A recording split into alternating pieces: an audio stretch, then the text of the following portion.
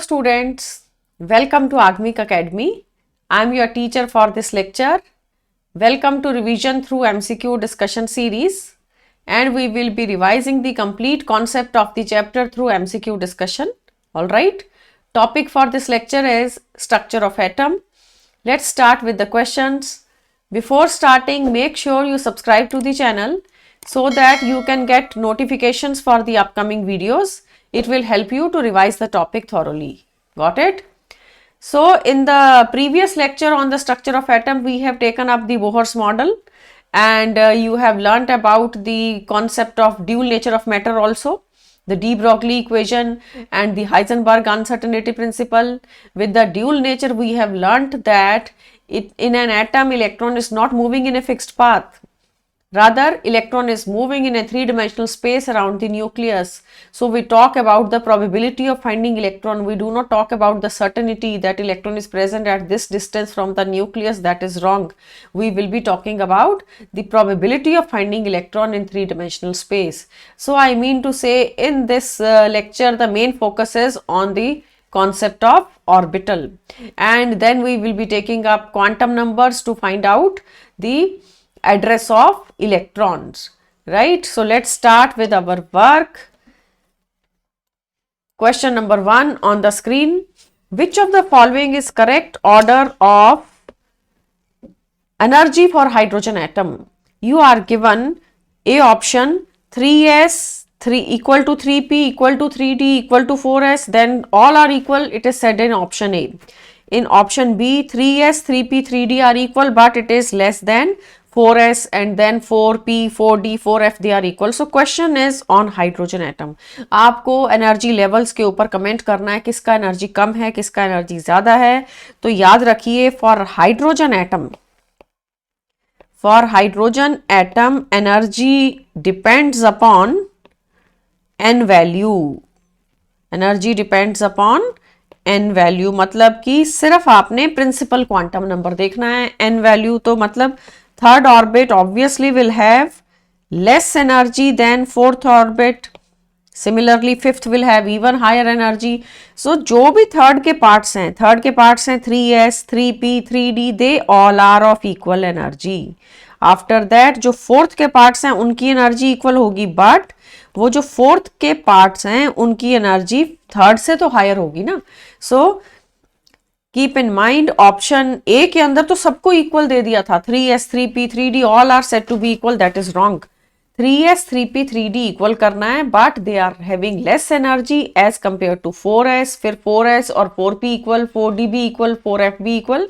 अगर ये multi electron atom होता तो हमने कहना था कि एनर्जी n और l दोनों पे डिपेंड करती है, बट ये क्वेश्चन तो हाइड्रोजन एटम के ऊपर है ना. सो हाइड्रोजन एटम में जो एनर्जी है it depends only on the n value. We can mention here also for multi electron system energy is decided by n as well as l value. Multi electron में दोनों के ऊपर depend करती है, but हमारा question hydrogen के ऊपर है. हाइड्रोजन में सिर्फ n के ऊपर डिपेंड करती है, तो आपने 3s 3p 3d का एनर्जी इक्वल कहना है हाइड्रोजन के केस में. बट अगर एक से ज्यादा इलेक्ट्रॉन होते तो फिर हम कहते हैं 3s is less in energy than 3p 3p is less in energy than 3d. Got it? So हमारे क्वेश्चन का आंसर है option B. Right? Let's come to question number 2. Which of the following electronic configurations violates the Aufbau principle as well as Hund's rule? Aufbau principle भी violate होना चाहिए और Hund's rule भी violate होना चाहिए. ऐसा कौन सा ऑप्शन है? Aufbau principle क्या बताता है हमें? Aufbau principle में आपको इलेक्ट्रॉन किस तरह से एडजस्ट करने हैं वो पता चलता है. Orbital with lower energy will be filled first.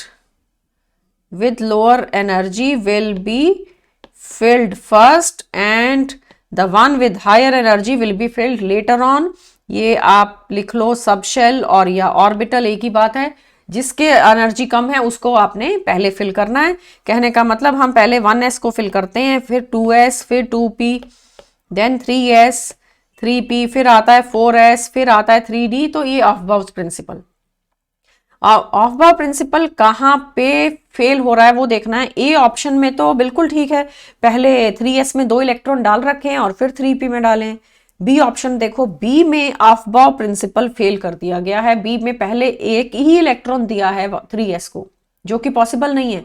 पहले 3s को कंप्लीट फिल करना है, फिर 3p में जाना है। तो बी के अंदर हमारे पास ऑफबाउ फेल हो रहा है, बट हुन्स रूल फेल नहीं हो रहा। हमें जहां दोनों फेल होते हैं वो आंसर देना है, ठीक है। हुन्स रूल तो ना ए ऑप्शन में फेल हो रहा था, ना बी ऑप्शन में फेल हो रहा है। बी में क्या है, हुन्स रूल के अकॉर्डिंग देखिए क्या सिचुएशन बनती है। According to Hund's rule, no pairing of electrons takes place, no pairing of electrons takes place unless each orbital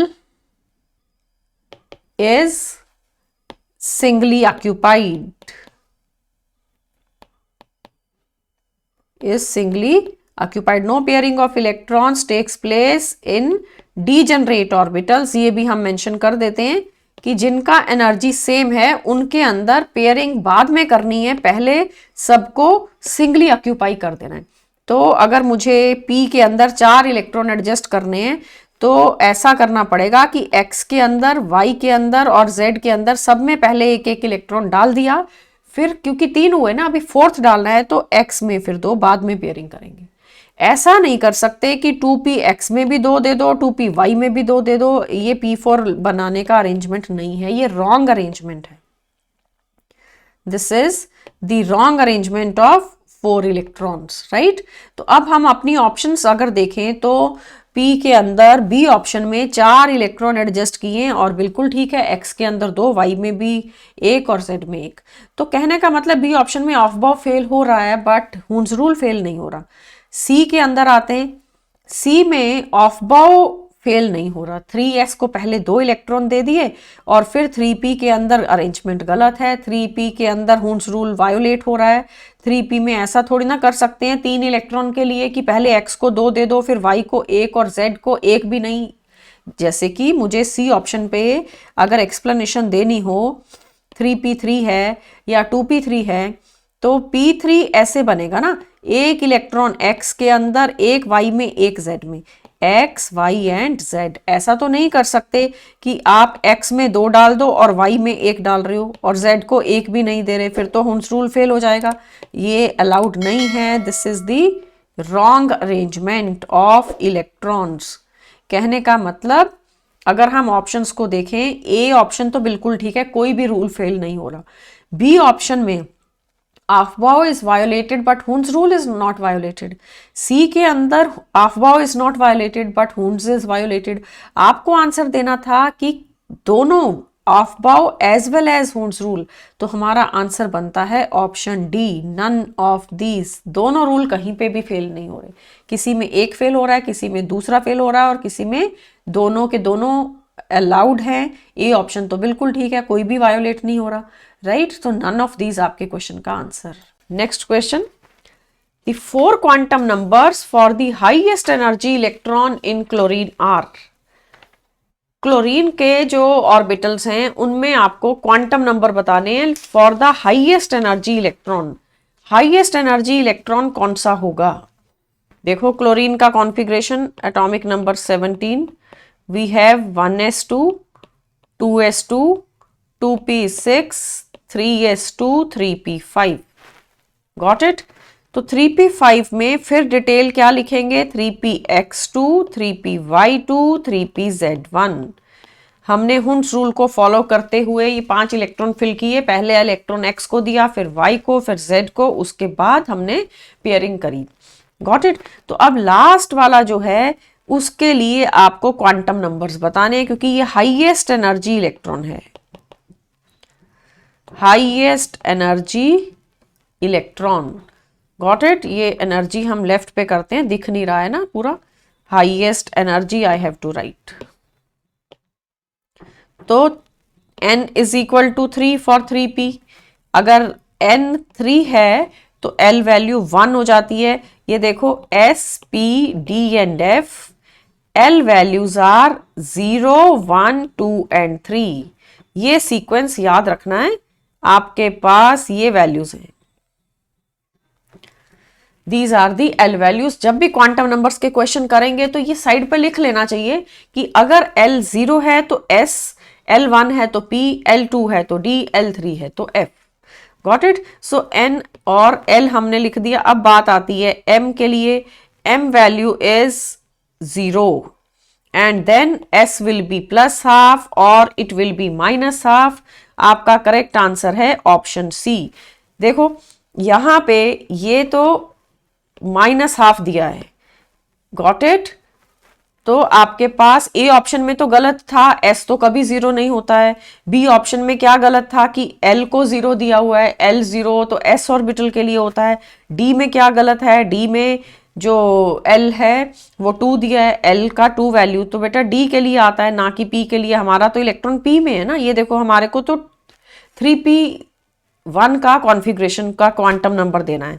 तो सी ऑप्शन में even though it is not plus half, it is minus half, तो electron का spin clockwise या anti clockwise कोई भी हो सकता है। तो आपको जरूरी नहीं होता कि पहला इलेक्ट्रॉन क्लॉकवाइज स्पिन करेगा, पहला एंटी क्लॉकवाइज भी स्पिन कर सकता है। तो अकॉर्डिंगली हमारा आंसर बनता है option C. Right. So question ने ये आपको सिखा दिया कि स्पिन प्लस हाफ या माइनस हाफ कोई भी हो सकती है। ये जो क्वांटम नंबर्स लिखे हैं इसकी जगह ये भी हो सकता है, N3, L1, M0 and S can be minus half. Got it. और अगर 2 इलेक्ट्रॉन आएंगे तो फिर एक का प्लस हाफ एक का माइनस हाफ, बट अगर एक ही इलेक्ट्रॉन है सिंगल तो वो किसी भी सिचुएशन में आप लिख सकते हो। Let's come to the next now. Maximum number of subshells, orbitals and electrons in n shell of an atom are respectively। n shell आपको दिया है, देखो K, L, M and N ऐसे shells होते हैं। ये first, second, third and fourth, इस तरीके से ये shells होते हैं। हमें क्या क्या बताना है, एक तो बताना है कि सब शेल्स कितने हैं, ऑर्बिटल्स कितने हैं और फिर इलेक्ट्रॉन्स कितने हैं। 3 चीजों के आंसर देने हैं।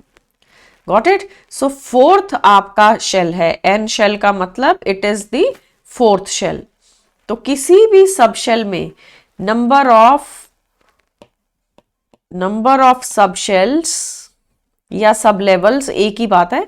Number of sublevels in a shell is equal to its N value.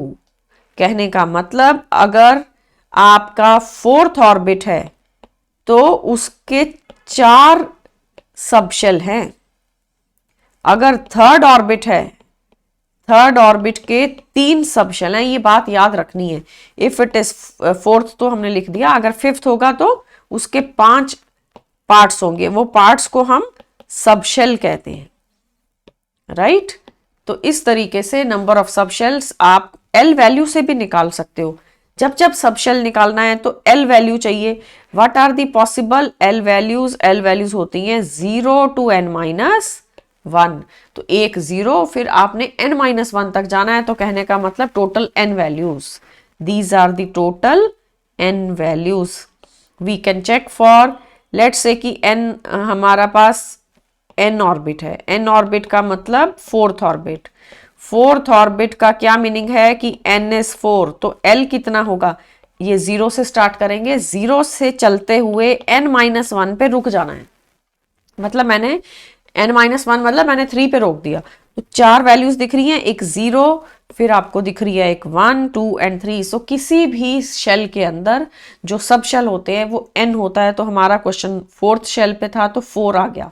उसके बाद आंसर करना है for orbitals. Number of orbitals बताना है।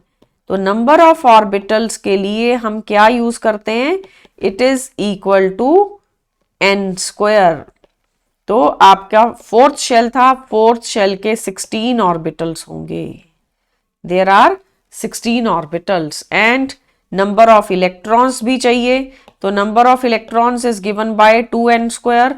2n² का मतलब है 2 into 16, 32 electrons are there in the fourth shell and there are 16 orbitals and 4 subshells. वो सबशेल के नाम अगर हमें चाहिए तो वो हैं 4s, फिर 4p and 4d and then 4f. These are the 4 names. Got it? तो आपका आंसर फॉर क्वेश्चन नंबर 4 बनता है option C, 4, 16 and 32. Got it? Let's move to the next now. ये सब क्वांटम नंबर से रिलेटेड क्वेश्चंस हैं। आगे है question number 5. The quantum numbers for the valence electron of an element are given below. The element is, ये कौन सा atom है जिसके लिए ये क्वांटम नंबर्स हैं फॉर द वैलेंस इलेक्ट्रॉन? हमें क्या क्या गिवन है? हमें गिवन है n is equal to 2, l is equal to 0, तो ये m भी 0 दे रखा है। इट मीन्स ये 2s हो गया। l के लिए आपने वैल्यूज 0, 1, 2, 3 लिख के symbols s, p, d and f को लर्न किया हुआ है। These are the various symbols for l values. तो जब हम ये l वैल्यूज रखते हैं तो s, p, d, f symbols आते हैं। As a result we have 2s subshell, क्योंकि क्वेश्चन ने l को 0 दिया और l 0 है तो फिर m भी 0 होता है। तो l एंड m हमें दोनों 0 दे रखे हैं और n हमें 2 दे रखा है। This is 2s subshell. Got it? 2s है अगर तो वैलेंस इलेक्ट्रॉन ये लिथियम का होगा। ए ऑप्शन था लिथियम। लिथियम का एटॉमिक नंबर है 3, सो कॉन्फ़िगरेशन इज 1s2 2s1। आगे चलते हैं नाइट्रोजन के ऊपर। नाइट्रोजन में Z है 7 and it is 1s2 2s2 2p3। ठीक है, वैलेंस इलेक्ट्रॉन नाइट्रोजन का तो 2p में है। Hydrogen valence electron first shell में है क्योंकि हाइड्रोजन के पास एक ही इलेक्ट्रॉन है। फिर आगे डी ऑप्शन में बोरॉन दिया है। बोरॉन का atomic number 5, 1s2 2s2 2p1।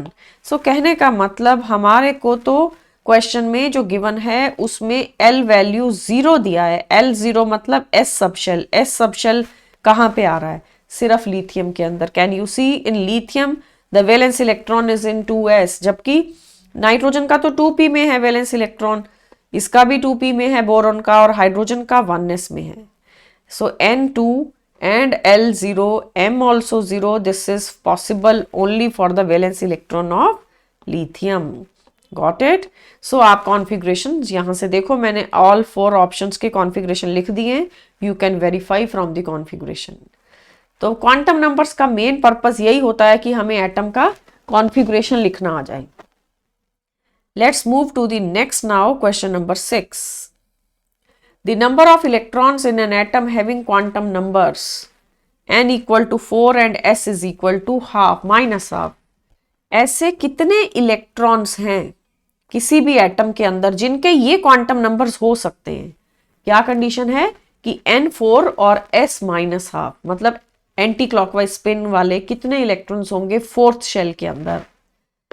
n4 का मतलब है फोर्थ शेल, मतलब फोर्थ ऑर्बिट। तो फोर्थ ऑर्बिट आपको गिवन है, इनडायरेक्टली बता दिया गया है, तो नंबर ऑफ इलेक्ट्रॉन्स कैलकुलेट कर लेंगे।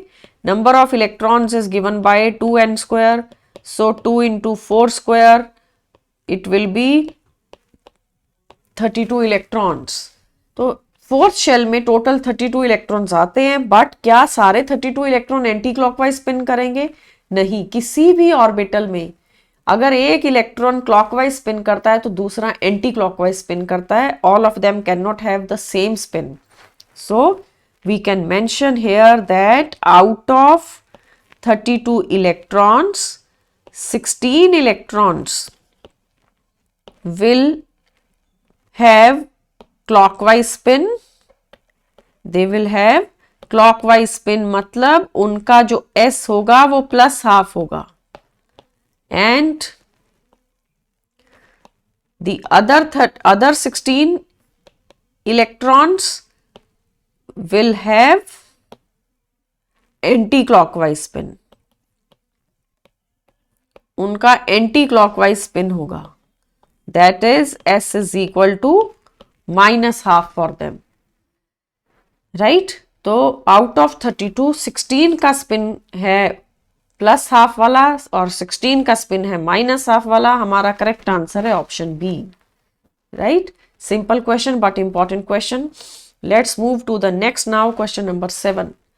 The correct orbital notation for n is equal to 1 and L is equal to 0, M is equal to 0. ये कौन सा सबशेल है? ऑप्शंस हैं 2s, 1s, 2p और none of these. चेक करते हैं हमें क्या क्या गिवन है. We are given n is 1 and L is 0 and M is also 0. कहने का मतलब ये 1s सबशेल हो गया, क्योंकि जब L 0 होता है तो वो S सबशेल होता है. सो 1s सबशेल के लिए ये क्वांटम नंबर्स होंगे. तो ऑप्शंस आर वेरी क्लियर. आपका आंसर बी ऑप्शन बन रहा है. 1s के लिए ये कंडीशन मीट होती है. Got it? Can I move to the next now? Next question number 8. The correct orbital notation for n equal to 3, L is equal to 2 and M is equal to -1. अब conditions change कर दी हैं. n आपको 3 दिया है और L दिया है 2, M भी गिवन है -1. ये कौन सा ऑर्बिटल है, कौन सा सबशेल है? Options are 3D, 3DYZ, 3DX² -Y², 3DZ². तो देखिए S कब सिंबल आता है? जब L की वैल्यू 0 होती है. जब L की वैल्यू 1 होती है तो ये आता है P. When it is 2 it is D. When it is 3 it is F. So these are the symbols of subshells for various L values. ये याद होने बहुत जरूरी हैं. इसको रफ वर्क में लिख लेना चाहिए, नहीं तो क्वांटम नंबर के क्वेश्चन में मिस्टेक का चांस होता है. राइट? तो अब हम देखते हैं, हमें थर्ड शेल दिया है ना, n इक्वल टू 3 मतलब थर्ड ऑर्बिट इज गिवन, और L इज इक्वल टू 2 का मतलब हो गया कि ये D है. L is 2 for D. अब 3D तो हो गया, बट 3D के तो फर्दर 5 पार्ट्स होते हैं ना. 3D के 5 पार्ट्स कौन कौन से हैं? DXY, DYZ, we can mention here. 3D subshell has 5 orbitals. कौन कौन से हैं? 3DXY, 3DYZ, 3DZX, 3DX² to Y² and then fifth one है 3DZ². तो अब कंडीशन क्वेश्चन ने जो दी है उसमें M भी -1 पुट करना है. M is equal to -1. M -1 किसके लिए होता है? DYZ के लिए. We can mention M is equal to -1 for DYZ, और ये +1 भी हो सकता है, but M is equal to 2 कब लेना है? +2 and -2 it is fixed for DXY और DX² to Y². जिनके सिंबल में x और y आते हैं उनका M या तो +2 होता है या -2 होता है, पर जिनमें y नहीं आता वो कौन कौन है? जिनमें x y दोनों नहीं आते इकट्ठे, वो M इज इक्वल टू -1 और M इज इक्वल टू +1. ये किसके लिए होगा? For DYZ and for DZX. ये इंटरचेंज हो सकते हैं. Got it? But M is equal to 0 for DZ². So ये इंफॉर्मेशन अगर कंप्लीट हमारे पास नहीं है, ये M वैल्यू के बारे में अगर हम नहीं जानते हैं, तो ये क्वेश्चन सॉल्व नहीं हो सकता, क्योंकि ऑप्शंस बहुत एक जैसी हैं. सारे D सबशेल के ऑर्बिटल्स दे रखे हैं. Be careful. DYZ के लिए आपके पास जो M वैल्यू होती है वो -1 होती है, और बाकियों के लिए क्या होती है वो मैंने यहाँ पे मेंशन कर दिया. M +2 भी हो सकता है, -2 भी हो सकता है, M 0 भी हो सकता है. तो ये सब आपको वैल्यूज लर्न करनी पड़ेंगी. ये सारी वैल्यूज हमने कहाँ से ऑब्टेन करी? By the solution of Schrodinger wave equation. Keep in mind, Schrodinger wave equation को सॉल्व करने के बाद सारे क्वांटम नंबर्स मिले, उनके बारे में इंफॉर्मेशन मिली, कौन सा n वैल्यू पॉसिबल है, कौन सा नहीं पॉसिबल है, वो सब श्रोडिंगर वेव इक्वेशन को सॉल्व करने के बाद मिलता है. Got it? So quantum numbers के ऊपर next question. Which of the following does not make sense? 1p, 6s, 3d, 4f. कहने का मतलब कौन सा है जो एग्जिस्ट नहीं करता? 1p एग्जिस्ट नहीं करता. आपने कभी नहीं सुना होगा symbol 1p. 2p, 3p, 4p तो होते हैं, पर 1p नहीं होता. देखो, n is 1 and L is 1 for 1p. याद है ना कि L वैल्यूज 0, 1, 2, 3, 4 होने से सिंबल आएंगे S, P, D and F and G, ऐसे ऐसे आगे चलेगा। बट ये भी तो कंडीशन है कि N and L values can never be same, they can never be same. तो L values are from 0 to n-1, 0 से शुरू होके n-1 पे रुकना होता है। n और l को इक्वल नहीं कर सकते। हमारे यहाँ फर्स्ट ऑप्शन में ही n और l तो इक्वल हो रहे हैं, n भी 1 हो रहा है और l भी 1 हो रहा है, विच इज नॉट पॉसिबल। अब बी ऑप्शन को देखते हैं, ये तो a था ना, b है 6s, बी ऑप्शन में 6s का मतलब n वैल्यू 6 एंड s के लिए l वैल्यू क्या है, वो 0 है, L इज इक्वल टू 0, तो ये तो पॉसिबल है। C option 3D, C option आ गया।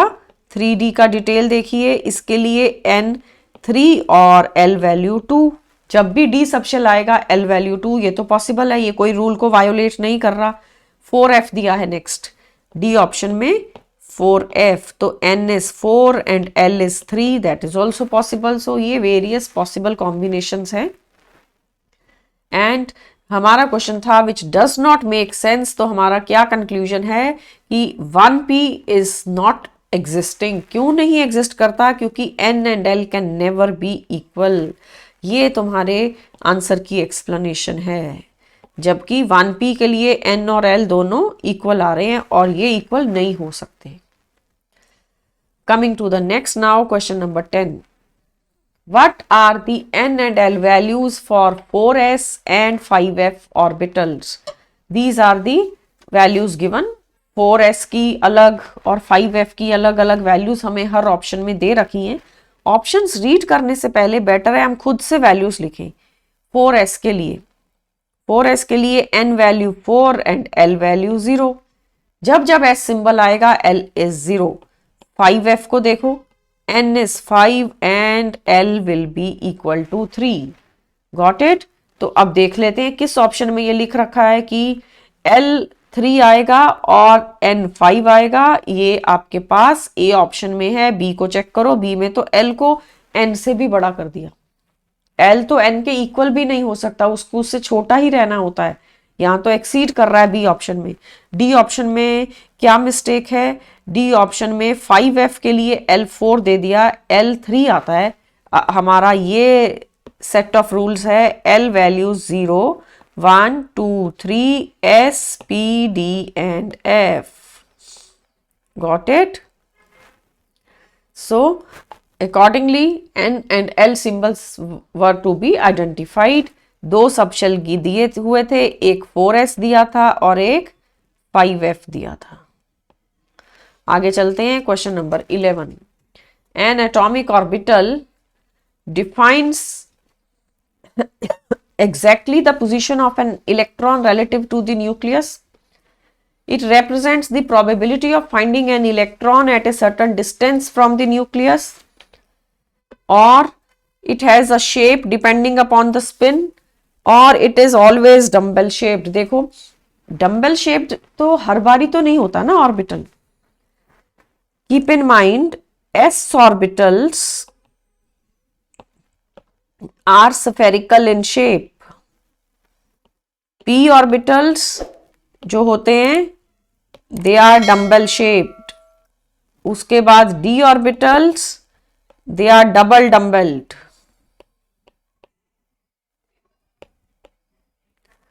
फिर आता है f, f का कोई फिक्स शेप नहीं होता, f has a complicated 3-dimensional shape और स्ट्रक्चर फ्लावर के जैसा होता है f ऑर्बिटल। तो जो ऑर्बिटल है वो एग्जैक्ट पोजीशन नहीं डिफाइन करता। ए ऑप्शन तो गलत है, यहाँ ए में क्या लिखा है, it defines exactly the position of an electron relative to the nucleus, that is wrong. ये जो ऑर्बिटल होता है it gives the 3-dimensional motion of electron around the nucleus. So ये प्रोबेबिलिटी को डिफाइन करता है। हम ऑर्बिटल को डॉट्स के थ्रू रिप्रेजेंट करते हैं। ऑर्बिटल फिक्स्ड पाथ नहीं है, फिक्स्ड पाथ तो बोहर ने दिया था जो कि ऑर्बिट था और जो कि फेल हो गया था। right? So electron can move all around the nucleus in three-dimensional space along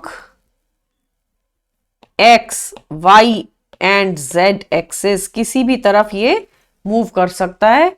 as a result ये प्रोबेबिलिटी ऑफ फाइंडिंग इलेक्ट्रॉन देता है. हम ऐसा भी कहते हैं कि probability of finding electron at a distance of 0.539 is maximum for the electron. So three dimensional space में जो भी इलेक्ट्रॉन का फाइंड करने का प्रोबेबिलिटी है वो बताता है, ऑर्बिटल फिक्स्ड पाथ नहीं बताता. Got it? तो सी ऑप्शन तो गलत था. It has a shape depending upon the spin. Spin से शेप का कोई रिलेशन नहीं है. डम्बल शेप्ड ठीक है, बट डम्बल शेप तो सिर्फ डी वाला होगा ना. हमें तो जनरल आंसर देना है कि कोई भी ऑर्बिटल हो तो क्या सारे डबल डम्बल होंगे या सारे डम्बल होंगे? नो. आपके पास स्पेसिफिक आंसर्स हैं. एस का स्फेरिकल, पी का dumbbell and accordingly d is double dumbbelled and so on. Let's move to the next question now.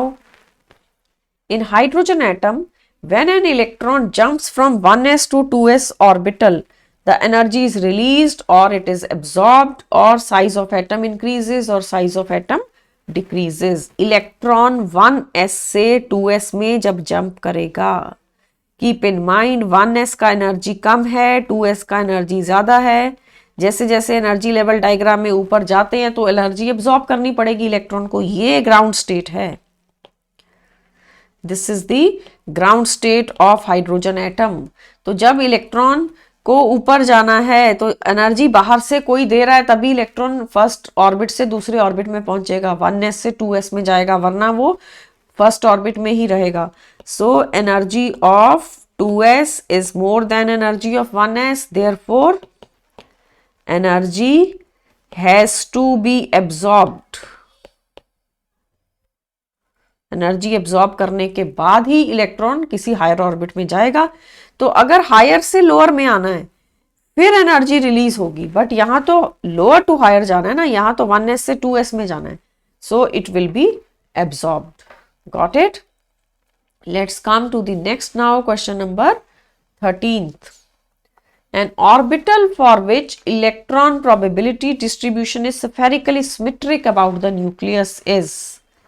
Options are 2p, 3s, 3p or 3d. Electron distribution symmetrical चाहिए. Orbital हमें electron find करने का probability बताता है, but nucleus के around spherically symmetrical arrangement s orbital का होता है. ठीक है, जो s ऑर्बिटल्स हैं they are spherically symmetrical. s orbitals are spherically symmetrical. कहने का मतलब न्यूक्लियस के अराउंड किसी भी डायरेक्शन में अगर इलेक्ट्रॉन फाइंड करने का प्रोबेबिलिटी देखना है तो वो इक्वल है, चाहे आप x, y, z किधर भी देखो. p में ऐसा नहीं होता. p ऑर्बिटल्स तो डम्बल शेप्ड होते हैं. p orbitals are dumbbell shaped. उनके साथ ऐसा नहीं होता. उनमें न्यूक्लियस से दूर जाएंगे तो इलेक्ट्रॉन फाइंड करने का प्रोबेबिलिटी बढ़ जाता है. ठीक है, तो यहां पे भी ये न्यूक्लियस है एस के अंदर, बट यहां कोई डायरेक्शनल नहीं, प्रेफर्ड डायरेक्शन कोई भी नहीं है. सब तरफ इक्वल चांस है. स्फेरिकली सिमेट्रिकल बोलते हैं. सो हमारा आंसर है बी ऑप्शन. ये 3s की जगह 1s होता या 2s होता तब भी ठीक था. s ऑर्बिटल चाहिए जहां स्फेरिकली सिमेट्रिक अरेंजमेंट मिलेगा. Got it? So let's come to the next question now. Question number 14. Match the following. So we are given number of electrons present in an orbit. Column 1 में लिखा है. फिर number of orbitals बताना है, फिर number of electrons बताना है, सब शेल्स बताना है. तो राइट साइड पे कॉलम 2 के अंदर कुछ वैल्यूज हैं, उससे मैच करना है. देखो, किसी भी ऑर्बिट में जब इलेक्ट्रॉन्स कैलकुलेट किए जाते हैं, number of electrons in N orbit, ये हम इवन 9th 10th में भी पढ़ते थे. It is equal to 2n². Got it. So A वाले को तो हमने मैच कर दिया 4 के साथ। फिर आता है B, number of orbitals in N orbit. हर ऑर्बिटल के अंदर 2-2 इलेक्ट्रॉन्स होते हैं, बट अगर नंबर ऑफ ऑर्बिटल्स निकालना हो, number of orbitals in N orbit, then it is given by n square. तो number of orbitals in N orbit के लिए 3 आएगा, मतलब कि n square. Number of electrons in n orbital, किसी ऑर्बिटल में जो इलेक्ट्रॉन्स होते हैं वो 2 होते हैं, number of electrons in n orbital is 2। हर ऑर्बिटल में 2 ही इलेक्ट्रॉन एडजस्ट हो सकते हैं, उन दोनों में से 1 electron with clockwise spin and the other with anti clockwise spin. एक का क्लॉकवाइज और एक का एंटी क्लॉकवाइज स्पिन होता है। ये आपको याद रखना है, किसी भी ऑर्बिटल में 2 से ज्यादा इलेक्ट्रॉन एडजस्ट नहीं हो सकते। तो ये हमने number of electrons in N orbit को 2 से मैच कर दिया। अब एक बचा है number of subshells. Number of subshells in N orbit is n। अभी पीछे वाले क्वेश्चन में ये आया भी था, number of subshells in N orbit is equal to n। जैसे कि अगर फर्स्ट ऑर्बिट है, उसका एक ही सबशेल है जिसका नाम है 1s, 1p तो नहीं होता। अगर n इक्वल टू 2 लोगे तो फिर आप लोगे 2s और 2p। जब हम n को 3 लेते हैं तो ये है 3s, 3p and 3d। When n is equal to 4 तो ये बनेगा 4s, 4p, 4d and 4f। तो ये सारे आपके पास ऑर्बिट्स हैं और ये ऑर्बिट्स के फर्दर पार्ट्स हैं जिनको सबशेल कहते हैं। ये सबशेल्स की डिस्क्रिप्शन है। Got it. तो आपने याद रखना है कि सेकंड शेल के 2 पार्ट्स हैं, 2 पार्ट्स मतलब 2 सबशेल, थर्ड के 3, फिफ्थ है तो 5 आएंगे, 10th है तो 10 आएंगे। So all of them have been matched now. Number of electrons हमने ए के अंदर जो लिखा था उसको हमने 4 पे मैच किया है, बी का हमने 3 से मैच किया which is equal to n square, c को 1 पे मैच किया और डी को मैच किया है 2 के साथ। एज अ रिजल्ट आंसर आपका है option C. C is the correct answer. Got it. Let's move to the next now. ये इंपॉर्टेंट, ये जो मैच द कॉलम वाला क्वेश्चन था ये एक इंपॉर्टेंट समरी थी जिसके अंदर आप ये देख सकते हो कि किसी भी ऑर्बिट के अंदर सबशेल कितने हैं, फिर उसमें ऑर्बिटल्स कितने हैं, फिर उसमें इलेक्ट्रॉन्स कितने हैं। हर चीज इस तरीके से कैलकुलेट करने के लिए इस टेबल को आप इंपॉर्टेंटली लर्न कर सकते हो। Let's move to the next now, question number 15। The d orbital with the orientation along x and y axis is called as। 5 d orbitals हैं, उनमें से 4 आपको दे रखे हैं। एक दिया है dxy, dyz, dzx and dx square to y square. तो किसके अंदर ओरिएंटेशन x और y एक्सिस के ऊपर है? देखो dxy को जब ड्रॉ करते हैं तो आपने याद रखना है वो एक्सिस के इन बिटवीन लोब आती है at an angle of 45 degree. ये लोब क्या इंडिकेट करती है? Lobe is showing the probability of finding electron. इसको ठीक से ड्रॉ करते हैं। प्रोबेबिलिटी ऑफ फाइंडिंग इलेक्ट्रॉन, ये एक्स एक्सिस है और ये वाई एक्सिस है, लोब एक्सिस के इन बिटवीन है। अगर मुझे ड्रॉ करना है डी वाई जेड में आप ये y और ये z एक्सिस और ये lobe in between the axis at an angle of 45 degree. फिर आता है ये dyz हो गया। अब आता है dzx, ये z एक्सिस, ये x एक्सिस और लोब को इन बिटवीन ड्रॉ करना है। इन तीनों में at an angle of 45 degree lobe होती है। सारा ही ये दोबारा से बनाना पड़ेगा, ये सिचुएशन है। Got it. अब हमें लिखना है D x square to Y square, ये तो हो गया D Z X. D x square फिर हाइफन डाल के वाई स्क्वायर, ये जो होता है स्पेशल स्ट्रक्चर है, ये भी डबल डम्बल है बट उन तीनों से डिफरेंट है। ये इसकी लोब्स एक्सिस के ऊपर होती है, ना कि in between the axis. This is x and y, d x square to Y square. Got it. अगर हमें कभी डी जेड स्क्वायर का स्ट्रक्चर चाहिए, उसकी सिंगल लोब होती है and there is a ring of electron density around the centre. ये आप इलेक्ट्रॉन डेंसिटी के लिए एक रिंग शो करोगे, this is d z square. तो all 5 have been drawn here. हमारा क्वेश्चन था कि किसकी orientation is present along X and Y axis, answer is option D,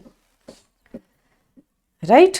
let's come to the next now. सब quantum number और shape के question है। Orbital की शेप कैसी होती है, उनकी अलग अलग क्वांटम वैल्यूज क्या हैं। Now the question is the 2px, 2py and 2pz orbitals of an atom have identical shapes but they differ in their size, shape, orientation और spin। देखो 2px, 2py और 2pz क्या ये साइज में अलग होंगे? ये सारे ही तो 2p के पार्ट्स हैं, साइज सेम होगा। शेप भी सेम है, all of them are dumbbell in shape. जो शेप 2px का है वही 2py का है, वही 2pz का है। फिर फर्क कहाँ है? फर्क उनकी ओरिएंटेशन में है। This is 2px and y axis के ऊपर आप 2py ड्रॉ करोगे। इसी तरीके से फिर हम z एक्सिस के ऊपर ड्रॉ करेंगे 2pz को। This is 2px, 2py and 2pz, so they differ in orientation। इनकी ओरिएंटेशन अलग अलग है। इनकी स्पिन भी सेम होगा। स्पिन तो इलेक्ट्रॉन का होता है, ऑर्बिटल का कोई स्पिन नहीं होता। तो इन ऑर्बिटल्स में सेम स्पिन का इलेक्ट्रॉन भी आ सकता है। एक ऑर्बिटल में दो दो इलेक्ट्रॉन आने, तो उन दो में से एक का स्पिन क्लॉकवाइज, एक का स्पिन एंटी क्लॉकवाइज। एनीवे यहाँ ऑर्बिटल में स्पिन का कोई लिंक नहीं है, स्पिन इलेक्ट्रॉन का होता है, ना कि ऑर्बिटल का। Got it. Let's move to the next now. Question number 17. Principal, azimuthal and magnetic quantum numbers are respectively related to। Principal quantum number आपको किसके बारे में बताता है? Principal quantum number का सिंबल n होता है ना, symbol is n। It tells about the size of the orbit. ये मेन चीज है। 1 मतलब n1 मतलब फर्स्ट ऑर्बिट, n2 मतलब सेकंड ऑर्बिट। तो सेकंड ऑर्बिट फर्स्ट ऑर्बिट से बड़ा है। आपको मालूम है सेकंड ऑर्बिट फर्स्ट ऑर्बिट से 4 गुना बड़ा है साइज में। अब आता है दूसरा नंबर एजीम्यूथल। ये तो फर्स्ट था principal. Second is azimuthal quantum number. ये इस हमें शेप के बारे में बताता है और इसका सिंबल L होता है। Symbol is L। तो यहां से शेप पता चलती है, शेप ऑफ द सबशेल। जैसे कि s ऑर्बिटल है तो स्फेरिकल, p ऑर्बिटल है तो डम्बेल, d है तो डबल डम्बेल। तो ये शेप के बारे में बताएगा। फिर आता है थर्ड नंबर पे, ये दिया है ना मैग्नेटिक। हमें 3 दिए थे। कौन कौन से 3 दिए थे? Principal, azimuthal and magnetic. Third number is for magnetic.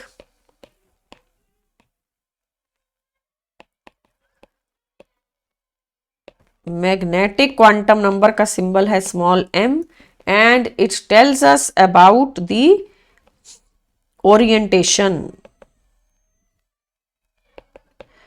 किधर को इलेक्ट्रॉन ओरिएंटेड है, उसकी प्रेफर्ड डायरेक्शन क्या है, वो हमें मैग्नेटिक क्वांटम नंबर से पता चलता है।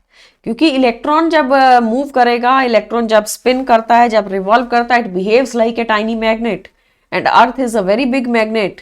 एंड तो जो आपका इलेक्ट्रॉन है वो एक स्मॉल मैग्नेटिक फील्ड जनरेट करता है, तो उसकी एक फिक्स्ड ओरिएंटेशन हो जाती है, एक पर्टिकुलर डायरेक्शन में पॉइंट करता है। सो आपको क्या क्या पता चल रहा है? एक तो साइज पता चल रहा है प्रिंसिपल क्वांटम नंबर से, एजीम्यूथल से शेप और मैग्नेटिक क्वांटम नंबर से ओरिएंटेशन। ये इंपॉर्टेंट पॉइंट था कि फिजिकल सिग्निफिकेंस क्या है तीनों क्वांटम नंबर्स का, n, l एंड m का physical significance. Let's move to the next now, question 18. An atom has 2 electrons in K shell। K मतलब पहला शेल, उसमें 2 इलेक्ट्रॉन्स हैं। or 8 electrons in the L shell, 6 electrons in the M shell, the number of S electrons present in the element are K, L, M and N तो नहीं दिया हमें, बस ये 3 दिए। आपको S इलेक्ट्रॉन्स कैलकुलेट करके बताना है। तो इसमें 2, इसमें 8 और इसमें 6 ऐसा हमें क्वेश्चन में गिवन है। तो आपके पास जब 2 इलेक्ट्रॉन होंगे K में तो कॉन्फ़िगरेशन बन जाएगा 1s2। ये मैंने K को कंप्लीट कर दिया। अब L को करेंगे तो ये हो गया 2s2 2p6, गॉट इट, ये बन गया L। अब चाहिए 6 इलेक्ट्रॉन इसके अंदर, तो ये आएंगे 3s2 3p4, 6 करना है। S में 2 लिखने के बाद फिर 4 बचेंगे, टोटल 6 हो गया। अब क्वेश्चन था what is the number of S electrons. तो S के अंदर कैन आई से देयर आर 6 इलेक्ट्रॉन्स। आप चेक करो, 1s में 2 हैं, 2s में 2 हैं, 3s में भी 2 हैं। So the number of S electrons is 6। वो 6 कहाँ पे हैं? 1s में, 2s में एंड 3s के अंदर। सिर्फ S इलेक्ट्रॉन बताने थे। टोटल अगर कोई पूछेगा तो 16 है, 2 + 8 + 6 टोटल 16 इलेक्ट्रॉन्स हैं। बट उस 16 में से 6 electrons are present in S subshell. अगर P सबशेल भी पूछ सकते हैं ना कभी, तो आपका क्या आंसर है? Number of P electrons. तो वो आंसर हुआ 6 + 4 मतलब 10। 2p के अंदर 6 और 3p के अंदर 4, तो हमारा आंसर तो 6 आ रहा है। 6 का मतलब option A is the correct option. Quantum numbers आपको लिखने थे, आपको बस इलेक्ट्रॉन्स दिए थे, उसकी कॉन्फ़िगरेशन लिखनी पड़ेगी, फिर दिखेगा S में कितने हैं, फिर दिखेगा P में कितने हैं और D में कितने हैं। Accordingly you can solve. Let's come to the next question now. So the question is number of electrons in an atom having quantum numbers n equal to 4 and s is equal to 0. n 4 मतलब fourth orbit. Fourth orbit के अंदर ऐसे कितने electrons हैं जिनका spin quantum number 0 है? Spin quantum number 0 कभी भी नहीं होता। s is equal to 0 is not possible। ये सिंबल दिया ही नहीं गया। s +½ सिंबल दिया गया for the electrons having clockwise spin and s is equal to -½ if it is anti-clockwise, right? तो clockwise anti clockwise में ये सिंबल्स हैं। s0 तो नहीं होता कभी भी। टोटल फोर्थ ऑर्बिट में नंबर ऑफ इलेक्ट्रॉन्स अगर हमें टोटल कैलकुलेट करने हैं, number of electrons in fourth orbit, वो हो जाएंगे 32। 2n² लगाएंगे, 2n² मतलब 2 × 4²। टोटल 32 इलेक्ट्रॉन्स में से 16 इलेक्ट्रॉन का स्पिन क्लॉकवाइज है, 16 का एंटी क्लॉकवाइज है। स्पिन 0 तो किसी का नहीं है। स्पिन 0 का मतलब तो स्पिन कर ही नहीं रहा है electron, that is not possible. Answer है 0 इलेक्ट्रॉन्स हैव 0 स्पिन। इलेक्ट्रॉन का स्पिन या +½ या -½ मतलब ऐसा एक भी इलेक्ट्रॉन नहीं है, राइट। सो सिंपल क्वेश्चन था, बट छोटी सी बात पे आपका क्वेश्चन गलत हो सकता है। देखो 32 भी ऑप्शन में दिया हुआ है, 32 टोटल इलेक्ट्रॉन्स हैं, बट आपको आंसर देना है जिनका स्पिन 0 है, तो वो तो नहीं है। That is not possible to have a 0 spin. Next question number 20। For similar orbitals having different value of n, the most probable distance increases with increase in n, most probable distance decreases with increase in n, most probable distance remains constant। तो एक में increase लिखा है, एक में decrease, एक में लिखा है remains constant। हमारा आंसर है most probable distance increase होता है जैसे जैसे n वैल्यू बढ़ती है। देखो जैसे कि अगर हमें 1s के लिए most probable distance कैलकुलेट करना है तो हम ग्राफ से देख सकते हैं। आप ग्राफ ड्रॉ करो, radial probability versus distance. Radial probability versus distance का जो ग्राफ होगा वो इस तरीके से ग्राफ आता है फॉर 1s। ये है मोस्ट प्रोबेबल डिस्टेंस जिसको कि हम 0.529 एंगस्ट्रॉन बोलते हैं। Got it? At a distance of 0.529 angstrom from the nucleus there is a maximum chance to find the electron. ये 1s का कर्व बना दिया। अब हम बनाएंगे 2s के लिए। जब आप 2s का ड्रॉ करते हो तो ये डिस्टेंस इंक्रीज हो जाता है, आपको ग्राफ से दिख जाएगा। 2s के अंदर इस तरीके से पहले एक नोड आता है, फिर ये प्रोबेबिलिटी, मैक्सिमम प्रोबेबिलिटी का जो डिस्टेंस है वो 2s के लिए इंक्रीज हो गया। 3s में और भी दूर जाएगा। रेडियल प्रोबेबिलिटी है क्या चीज? रेडियल प्रोबेबिलिटी दो चीजों का प्रोडक्ट होता है, एक होता है प्रोबेबिलिटी डेंसिटी, एक होता है वॉल्यूम। सो जैसे जैसे साइज बढ़ता है, रेडियल ऑर्बिटल का साइज बढ़ेगा और या ऑर्बिट का साइज बढ़ेगा तो रेडियस बढ़ेगा, रेडियस बढ़ने से वॉल्यूम बढ़ेगा। जब dv बढ़ गया तो ऑटोमेटिकली रेडियल प्रोबेबिलिटी का डिस्टेंस दूर हो जाएगा। सो ये पॉइंट जहां इलेक्ट्रॉन फाइंड करने का मैक्सिमम प्रोबेबिलिटी है वो 1s में अलग है, 2s में अलग है। This is the distance of maximum probability from the nucleus. तो ये 2s में दूर है, 3s में ये और भी दूर जाएगा। अगर आपको ऑप्शंस में से चूज करना है तो हमारा आंसर बनेगा for similar orbitals having different value of n, जैसे जैसे n वैल्यू बढ़ेगी मोस्ट प्रोबेबल डिस्टेंस भी इंक्रीज हो जाता है। Got it? So it was a question which can be explained through these graphs. अगर आप चाहते हो आप 3s का भी कर्व बना सकते हो। 3s के लिए ये और दूर चला जाएगा, 3s में तो फिर नोड्स भी बढ़ जाएंगी। ये 3s का कर्व है। हमने रेडियल प्रोबेबिलिटी यहाँ प्लॉट किया और distance from the nucleus r हमने दूसरा जो एक्सिस है x एक्सिस वहां पे डिस्टेंस फ्रॉम न्यूक्लियस। तो ये डिस्टेंस इंक्रीज होता है, तो आंसर बन रहा है option A. Let's come to the next now. Next question is an impossible set of 4 quantum numbers of electron is. Quantum numbers का आपको ऑप्शन दिया है, डिटेल दिया है, कौन सा इम्पॉसिबल है वो बताना है। A option is n4 l2 and m-2 s+half। ये ठीक है। देखो पॉसिबल n वैल्यूज पहले देखते हैं। पॉसिबल वैल्यूज ऑफ n देखो, अगर सबसे पहले अगर हम n का पॉसिबल वैल्यू देखें तो वो है 1 2 3 टिल इन्फिनिटी। कोई भी नंबर हो सकता है पर n को 0 नहीं लेना। n1 मतलब फर्स्ट ऑर्बिट, n2 मतलब सेकेंड ऑर्बिट। l के ऊपर आते हैं। l वैल्यू 0 से स्टार्ट होती है। It is from 0 to n-1। n पे नहीं जाना, n-1 पे रुक जाना है। m values are from -0 to -l to 0 to +l। ठीक है, इस रेंज से बाहर नहीं जा सकते। ये सारी possible values Schrodinger wave equation को सॉल्व करने के बाद मिली हैं। ये कंडीशंस को फॉलो करना पड़ेगा। s वैल्यू या तो +½ होगी या -½ होगी, बट s क्वांटम नंबर बाद में इंट्रोड्यूस किया। श्रोडिंगर वेव इक्वेशन को सॉल्व करके पहले 3 ही क्वांटम नंबर मिलते हैं। तो अब देखते हैं, ए ऑप्शन तो करेक्ट है, n4 है तो l2 हो सकता है, बी भी करेक्ट है। ये देख लेते हैं। अगर n4 है, बी ऑप्शन अगर मुझे एक्सप्लेन करना हो, n is given to be 4 तो l वैल्यू 0 1 2 3 कोई भी हो सकती है, बट 4 नहीं लिखना। तो यहाँ तो करेक्ट है, l0 लिखा हुआ है। सी में आइए।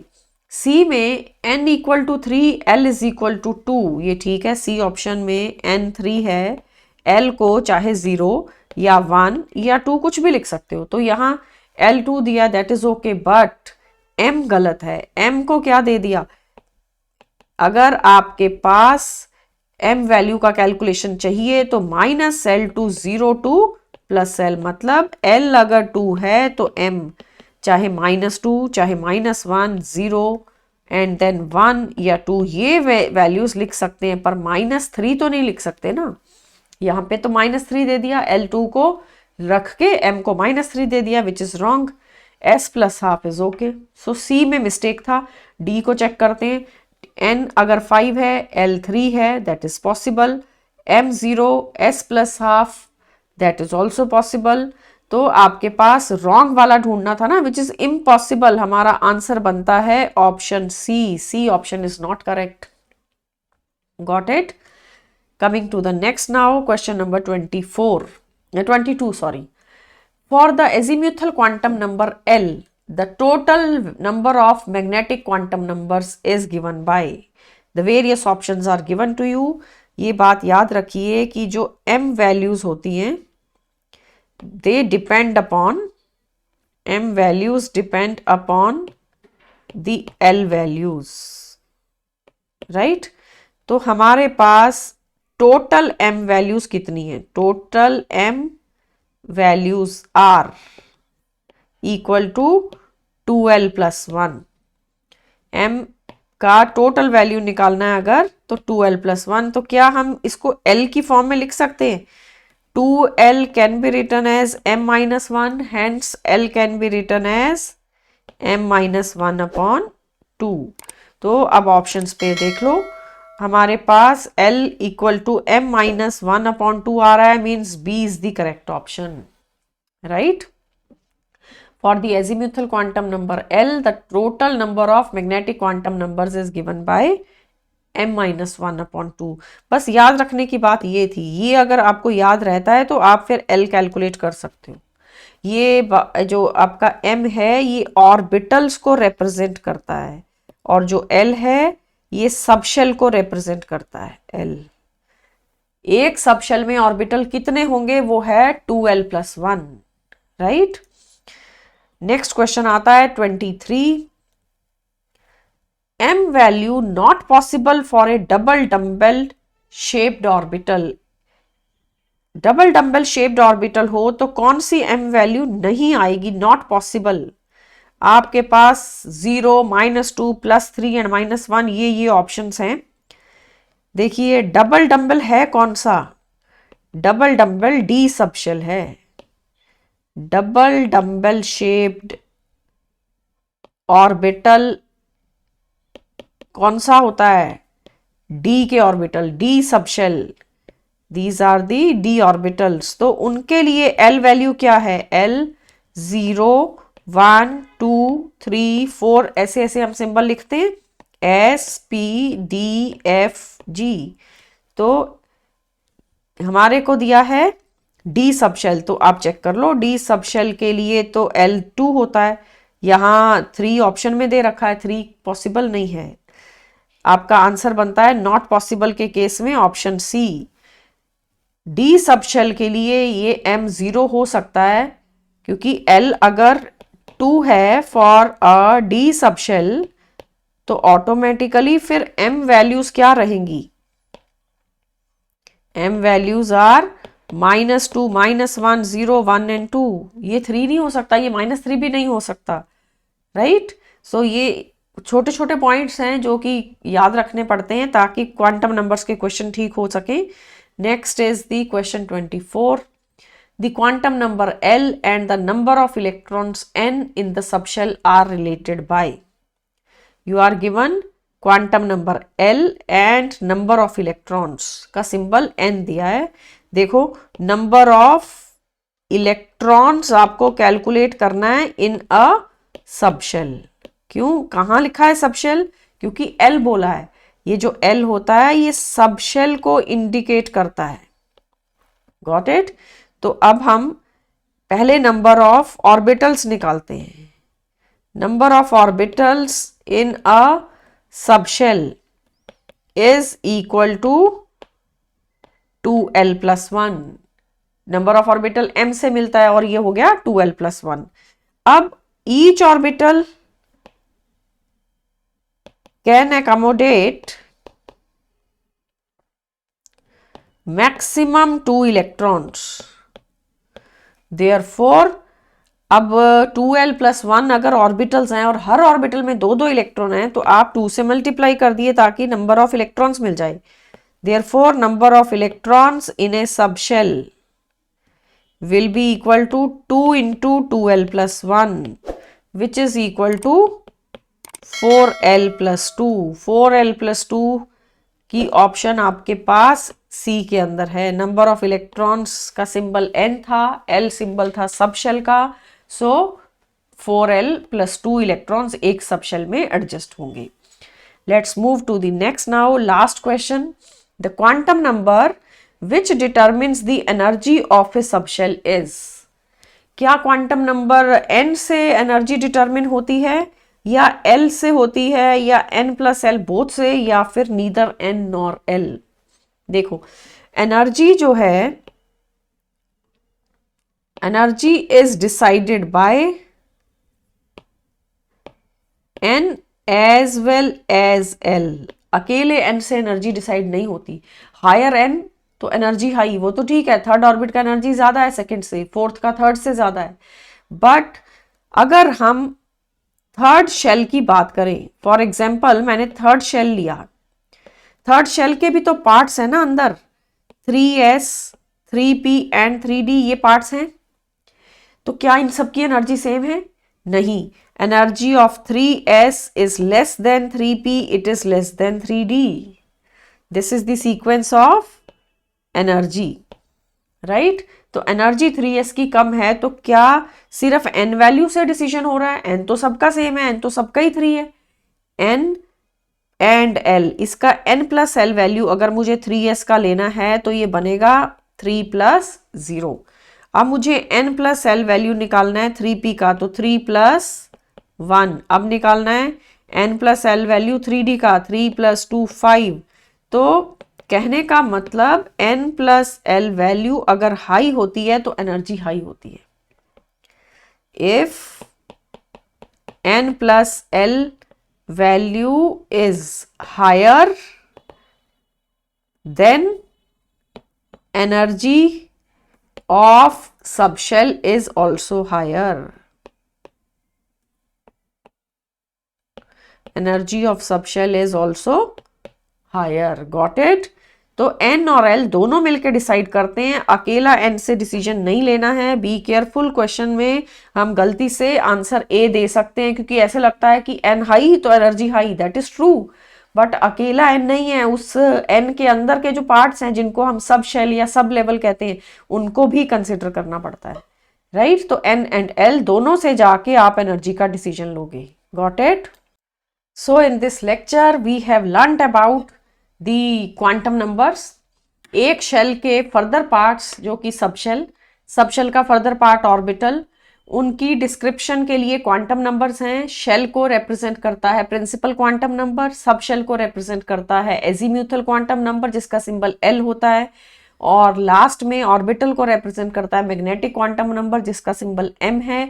ये तीनों क्वांटम नंबर्स हमें श्रोडिंगर वेव इक्वेशन की हेल्प से मिले। इनकी क्या क्या कंडीशन है, कौन कौन सी पॉसिबल वैल्यूज हैं, कौन सी इम्पॉसिबल वैल्यूज हैं, वो सब हमें कहाँ से मिलती हैं? By solving the Schrodinger wave equation. And last में एक प्रिंसिपल जो स्पिन क्वांटम नंबर है वो सेपरेटली इंट्रोड्यूस किया गया। तो टोटल 4 क्वांटम नंबर्स हैं, उनके ऊपर आपने क्वेश्चंस देखे। ये नंबर्स हमें इलेक्ट्रॉन का एड्रेस बताते हैं, एक एटम के अंदर इलेक्ट्रॉन कहाँ पे है, किस ऑर्बिट में। फिर ऑर्बिट पता चल गया तो ऑर्बिट के अंदर किस सबशेल में, सबशेल पता चल गया तो किस वाले ऑर्बिटल में, तो ऑर्बिटल में एक्चुअली इलेक्ट्रॉन प्रेजेंट है। तो ये पूरी डिटेल हमारे को इलेक्ट्रॉन का एड्रेस देती है जो कि 4 नंबर्स की फॉर्म में दिया जाता है। जैसे किसी पर्सन का एड्रेस चाहिए तो सबसे पहले हम सेक्टर ढूंढते हैं। सेक्टर एक शेल को रिप्रेजेंट करता है। फिर सेक्टर, जैसे लेट्स से कि सेक्टर 20 है तो सेक्टर 20 में फिर 20A या 20B या 20C मतलब सब शेल चाहिए। सेक्टर पता चल गया तो फिर उसका कौन सा पार्ट 20A में जाना है या 20B या 20C, गॉट इट। फिर सबशेल पता चलने के बाद एक्चुअली हाउस नंबर चाहिए, वो जो हाउस नंबर है वो ऑर्बिटल है। ऑर्बिटल के अंदर एक्चुअली इलेक्ट्रॉन प्रेजेंट है, तो हम कह सकते हैं electron is present in n orbital, that is true. But ये भी तो ट्रू है कि electron is present in an orbit, क्योंकि ऑर्बिटल ऑर्बिट का ही पार्ट है, गॉट इट। सो ये नंबर इलेक्ट्रॉन का एड्रेस देते हैं। उस तरीके से आपने पूरा डिटेल देखा। In the next video, our focus will be on the electronic configuration of various atoms. जब हम ये क्वांटम नंबर्स लिखना सीख जाते हैं तो किसी भी एटम की कॉन्फ़िगरेशन हम लिख सकते हैं। सो उसके ऊपर काम करेंगे। That is all about the lecture and hope you are enjoying the benefits of these videos and thank you and bye bye.